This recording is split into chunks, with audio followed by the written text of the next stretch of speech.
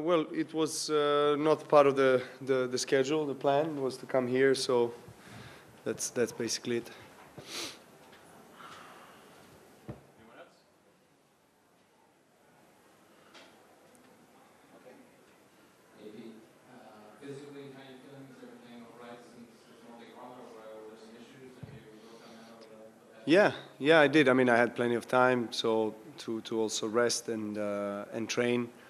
Had a good training block, and I arrived here 2 days ago to get a hit on a center court as well, and obviously stay 4 or 5 days training before my first match with top players. Obviously, it's different when you train with them. If playing practice sets, seeing where your game is at, and kind of working your way towards the fine form for the first official match. So I think I'm on a good route, to peak at Roland Garros in Paris. Hopefully here in Rome I can play better than I did in Monte Carlo, and that's the wish. Obviously, it's always to go far. But let's see. It's a different concept now. It's the first time that Rome and Madrid are almost 2 weeks events, like Indian Wells, Miami. So, it gives you, I guess, more time to recover between matches if you keep going in the tournament, which I think is useful for me. Hello, Alberto. Ask about the recent changes in your team, because everyone is trying to guess. Maybe it's about motivations, maybe it's about something else. I just ask you, and I ask you how the fitness work has changed since then. Also because the last answer you gave seems pretty positive, no? Well, I am working currently with a fitness coach that I worked with for many years, so it didn't take much time to adapt to his program and approach. We know each other really well, and that's why I feel like we're synchronized from the very beginning in terms of what we want to do, how we want to approach the program of training on and off the court, with Nenad, of course, as well. So yeah, I'm pleased with the way last 10 days, 14 days went in terms of training, in terms of preparation and looking ahead, to this tournament, but particularly, Roland Garros, Wimbledon, and Olympic Games.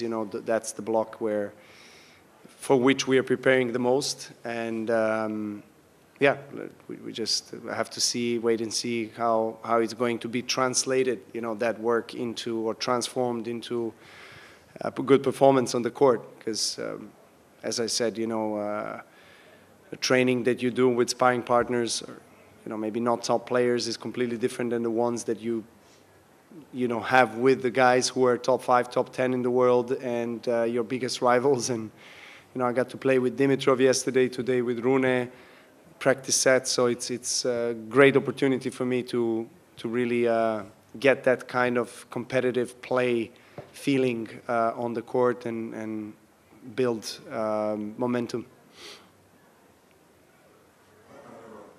A lot of the younger players have been expanding their teams, and you're seeing more and more like entourages. Just a bit slower, please. I can't hear you well. Thank you. A lot of the young players have been expanding their teams and getting bigger entourages, more people around them. I'm curious, how important has it for you to have the right people around you at the right time, and also has there ever been a period where there's been too many people around you? Look, I'm always a proponent of having a quality team and entourage around you, and having people who are experts in their field, who have experience, who have knowledge, who also understand psychology as well, who know how to emotionally approach you when you need help or when you need space. It's also important, for fitness coach, tennis coach, to also have that kind of ability, because you spend a lot of time on the tour together, You see them much more than you see your family, especially when you're younger, when you are traveling literally every single week of the year.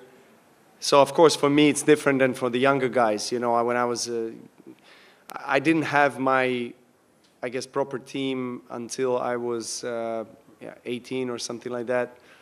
Up to that point, I was sharing coaches, traveling coaches, you know, traveling in groups and stuff. And it was a different time. I was also growing up in Serbia, which at that point was going through a lot of difficult times economically. It was, you know, almost impossible for us to, it was impossible actually to have personal coach and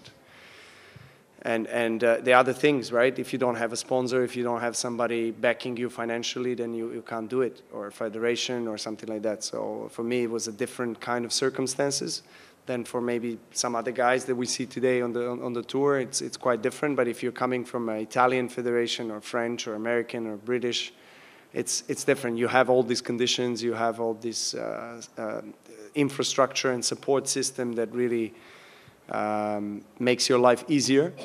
But at the same time, you know, life shouldn't be easy always, you know? I mean, you have to also learn through hardship and I really valued my time, you know, where I was traveling for some time and you know, challengers that I played by myself, you know, without anybody.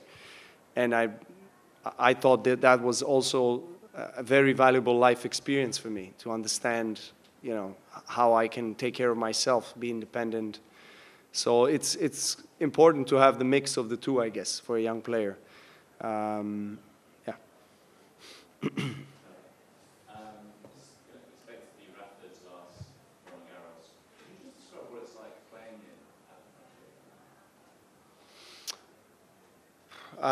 Yeah, it's probably one of the biggest challenges that you can have in the tennis tour, playing Rafa and Roland Garros. I mean, we know his records there, and I played him probably more than any other player has played him on that court. The court is bigger, there's more space, which affects visually the play a lot and the feeling of the player on the court. And he likes to stand behind, you know, quite far back, return. So you have some times when he's really in the zone and in the groove and not making many errors, you feel like you cannot, it's impenetrable, you know, he's like a wall, you know, it's really a paramount challenge, you know, to play him in Roland Garros. He's an incredible athlete. The tenacity and intensity he brings on the court, particularly there, is something that was very rarely seen, I think, in the history of the sport. So I'm sure that it's going to be a very emotional tournament for him, you know, as it is probably was in Madrid and here, but there in particular because of the records he has.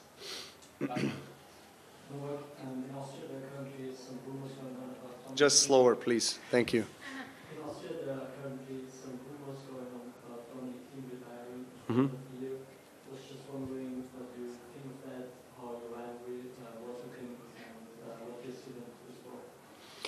Well, I haven't heard of that, and I mean, unless he confirms it, I will not comment on the retirement because the rumors are rumors. But I can speak about him.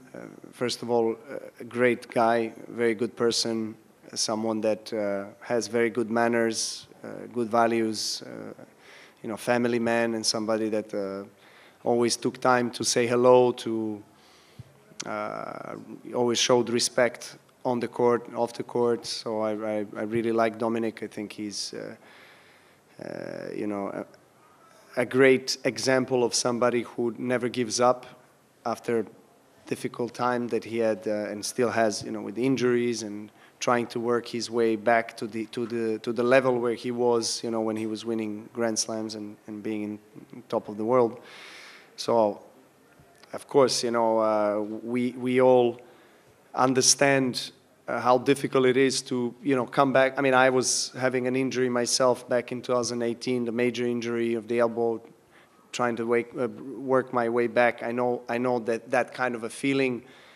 Fortunately for me, I didn't stay in that kind of feeling for too long. You know, I managed to come back and find the desired level. You know, maybe 6-7 months after that. But for him, it's been a struggle. You know, to build rankings and find the level of tennis for quite a few years. So, you know, I definitely empathize with him, and I wish him all the best. You know, we all hoping as tennis fans and colleagues of his that he can find a level, because he was always very exciting to watch. Spectacular shots, incredible one-handed backhand, forehands, like so much power and intensity that he brings on the court. So, yeah, hopefully he can stay, but to play for as long as he can, you know, because he's also important, very important player for our sport. But, you know, he decides, so only he knows how long he's going to play. Thank you.